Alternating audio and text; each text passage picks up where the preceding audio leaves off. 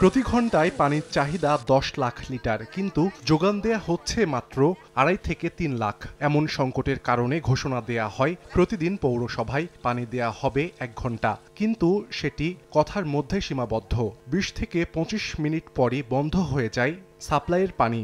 এতে কেউ পাইতো, কেউ পায় না। অনেকেই খালি কলস আর গ্যালন নিয়ে ফিরে যান বাড়ি।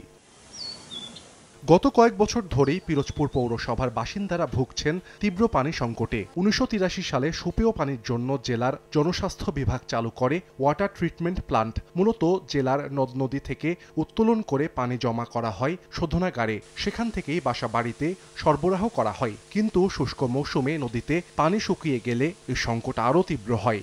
এতে চরম ভোগান্তি পোহাতে হয় পৌরবাসীর। পানি আসে না, মোটর চালে অনেক তাড়না হরি হাতে উঠে না, একটু দিলে হ্যাঁ আসে কাদা, হ্যাঁ খাওয়ার মতন না, গন্ধ। মানুষে অনেক করে গেট লাগাই দেয়, কেউ বলে পানি দেওয়া যাবে না। সামনে রমজান আসছে, সবারই ভোগান্তি। আমার যেমন 1/2 কিলোমিটার দূরে বাসা। একদিন পর একদিন একটু পানি দেয়, কেউ 2 কলস পায়, কেউ পায় না। পানি সংকটের বোঝা কতদিন মাথায় নিয়ে দিন পার করবেন পৌরসভার বাসিন্দারা?